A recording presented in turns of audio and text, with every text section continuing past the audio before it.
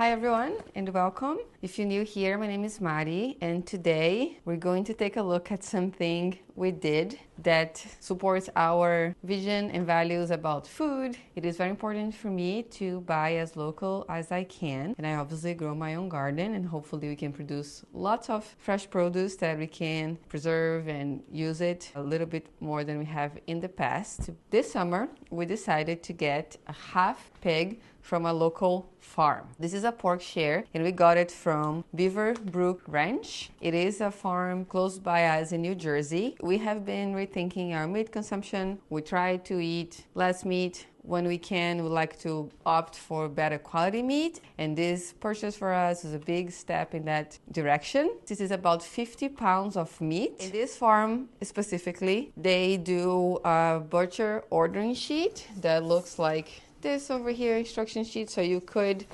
choose the cuts that you want and how you want them. And I will go over with you guys everything that we got to cook together during the summer and fall and probably even the winter with all the vegetables that we're going to be harvesting from the garden too. So here on the table we have everything comes frozen, packaged, portioned, which is very good, and they recommend that you have a freezer that has about 1.75 cubic feet that we already have in our garage, so that's where all of this meat's going to be stored. So right here on this side we have pork chops. We have many packages of them, and this one it's into twos, which is great for us, and I chose the beautiful shorter 1-inch version so we can have more portions and be faster to cook and all of that, but they also had thicker options available. We have bacon here, which you can choose. I got the smoked uncured sliced bacon. We got about 5 packs in here. I also opted in to get the pork fat, which I got 2 bags, and the pork bones. And this is optional but free. It's no extra charge to get the fat and the bones too, which I love to render this fat to make lard so we can make some cooking projects with it. And I also make stock with the pork bones. Here in the back we have a picnic pork bone in cut, and then a pork butt. I have another pork butt right there in the slow cooker. We're cooking one for dinner tonight because we have some friends coming over. So we got 3 of those, counting with the one in the slow cooker. We have some ground pork. You have the option to either get all ground pork or get some sausage. We decided to get some sausage too, so we have 3 packs of ground pork here. And then we have some chorizo, 2 of them. This is some country style sausage. Also got 2. And then we got this one here for barbecuing as well. And here we have spare ribs. And then we have smoked uncured ham, which you could choose to get it individually sliced like this. In, I think this is a 1 to 2 pounds bags, portions. They have the amount, the pounds in the packaging as well. Or you could get the whole thing, smoked, the whole piece of ham without being sliced. Or you could also get it raw and uncooked if you like. So we decided to just get steaks so I can make soups, especially through the winter. And now for the summer, we definitely want to make some pork ribs. I'm going to try to cook the pork butts. We're going to use the sausage, the bacon, the chops. We'll see. We'll see how much we can go through for these next few months. And we're going to carry over some other things for holiday cooking and winter cooking as well. So if you live close by in the area, I am in New York, in Rockland County. I can put the information of this farm in the description box down below. But I highly encourage you, if you live in a different location, to look up farms close by and see if they have options to do shares like this. You can always share this with a friend too. If this is too much or you don't have enough space, you could get together with 2 to 3 friends, and then you could choose your cuts and divide it all the cost. It was very nice for us that we were able to get the payments split into 2, doing one to secure the order before they butcher their animal, and then another one when we go pick it up. And now I am going to take you guys to our garage and show you how I am going to store all of this in the freezer. I have something cooking here already, and I want to leave a couple things outside for the next couple days. So I will defrost a bacon for us and some sausage. I'm going to try the chorizo over here.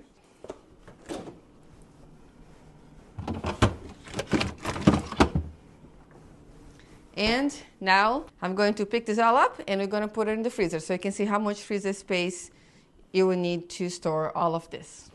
So I don't have to carry piece by piece. I'm just going to use this little handy bag here to put some and then go to the freezer and come back, since I had to put it out here to show you guys. So I'm going to start with the ham because it's something I want to be in the bottom of my freezer, since I know I'll be using this mostly for stews and soups coming end of summer, fall, or even winter. I am originally from Brazil and we love to make stews with pork and beans there, but I also like to make split pea soup and some other things. So that's going to be for a little bit of later use, so that's going to be below in my freezer. So it leaves the stuff that I plan to use more now in the summer more accessible. I'm going to make some broth maybe a little later too. Try to use these other things first. I'll put one of this inside underneath, and then the ribs. Everything else I'm probably gonna use for a lot of grilling and cooking. So this I want it to be on top. So let's take these ones to the freezer first, then we're gonna come back to pick up the rest.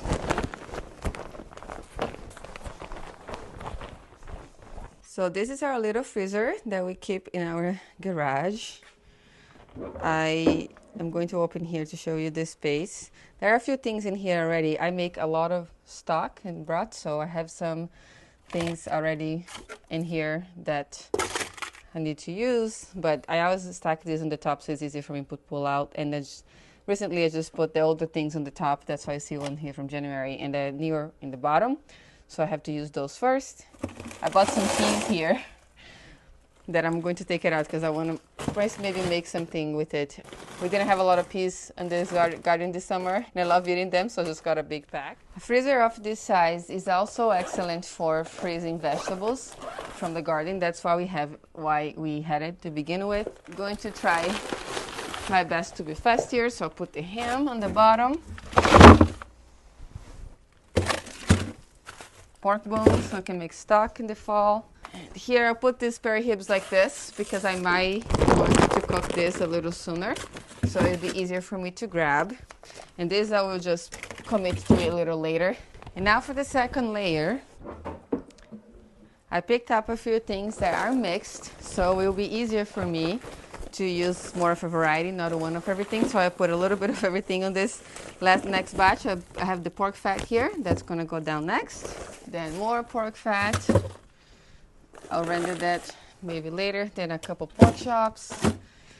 4 of them. That way, it's just not so hard for me to look for things since this freeze is deeper. Put a sausage in there, some bacon. And there's some more bacon and sausage. Then I'm gonna do the pork butt and get our last batch. Here's what still remains, and for this I'm going to put it all mixed because we're gonna be eating different things through the weeks. So just pick up one of each and mix it up, so that gives us a variety to eat through once I am opening that freezer and looking for things to cook during the week too. So finish it up. Okay, and last but not least, put it over here. And it's not going to even get my freezer super full, which is great, because if I do have a big harvest of peppers or tomatoes, I can always freeze some too if I don't have time to can. I love doing that. I love freezing peppers. They freeze very, very well.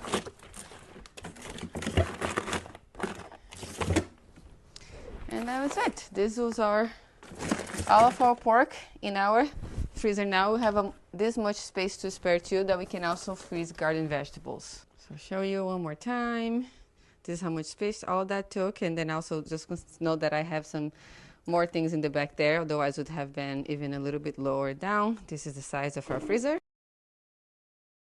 Now let me close this because it's not good to leave it open for too long. And that's it. We have our pig all stored and good to go for the next few months. And I can't wait to start sharing more cooking videos with you too, showing how I'm going to use all of that, and hope that I can give you some encouragement and inspiration to try to support some of your local farmers too. I do believe that supporting the farmers and people that grow food around us is one of the best ways to have resilient food systems. And I'd love to hear your thoughts about what you are planning to do on your summer cooking in the upcoming months. I hope you stick around to follow along the journey with us.